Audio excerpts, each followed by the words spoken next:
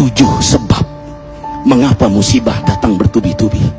Yang pertama, karena banyaknya maksiat. Surah Yasin ayat 19 yang kita baca setiap hari. Kemalangan terjadi, musibah terjadi, malapetaka terjadi karena dosa keterlaluan kalian kepada Allah. Yang kedua, karena banyaknya orang berbuat zalim.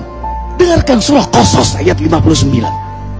Kami tidak akan menghancurkan satu daerah kecuali para penduduknya banyak berbuat zalim. Anak durhaka pada orang tua, istri yang berani kepada suaminya, perampok, pembunuhan di mana-mana. Ini mengundang bala bencana. Yang ketiga, mengundang bala bencana karena kelakuan tangan-tangan manusia. Rum 41.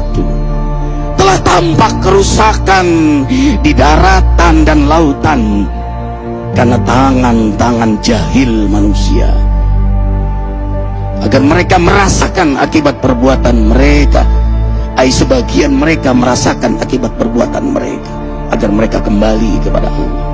Yang keempat, bencana terjadi karena para tokoh melakukan kemaksiatan dan kezaliman.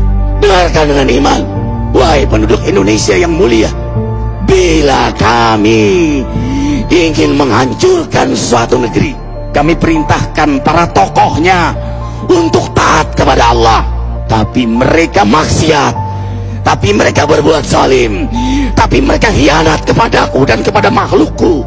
Fahaqa alaihil qaul, maka haklah untuk mereka datang bala bencana seperti kaum Ad, kaum Samud, kaum Lut, kaum Nuh. Kami hancurkan sehancur-hancurnya. Siapa tokoh itu? Para pemimpin kita yang sumpah Al-Quran di kepalanya, demi Allah tidak korupsi. Lalu korupsi. Siapa lagi? Hartawan, orang-orang kaya yang dengan harta berpoya-poya, sombong, maksiat dengan kekayaannya di tengah orang yang banyak menderita. Siapa lagi? Ulama yang menjual ayat-ayat Allah dengan murah. Subhanallah. Yang kelima, mengapa bala bencana terjadi? Karena orang-orang soleh, orang-orang baik diam melihat kemaksiatan dan kemungkaran.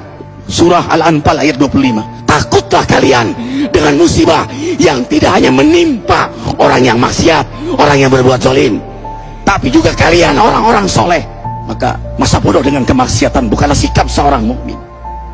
Amar ma'ruf nahi mungkar adalah amal cerdas. Yang keenam, justru karena rahmat Allah, karena peringatan yang Allah hadirkan agar hadir mahkamah kesadaran kita.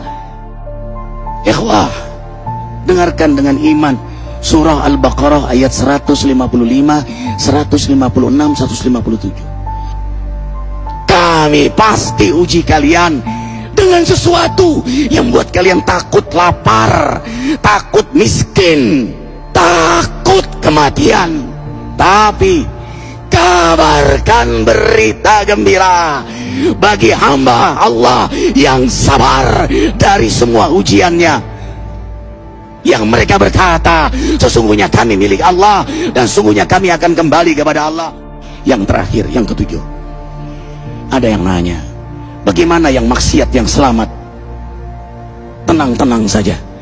Yang berbuat zalim malah sukses. Di mana keadilannya? Allah Maha Adil.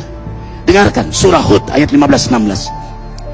Barang siapa mencari kesenangan dunia, lalu dia menghalalkan semua cara, apa kata Allah?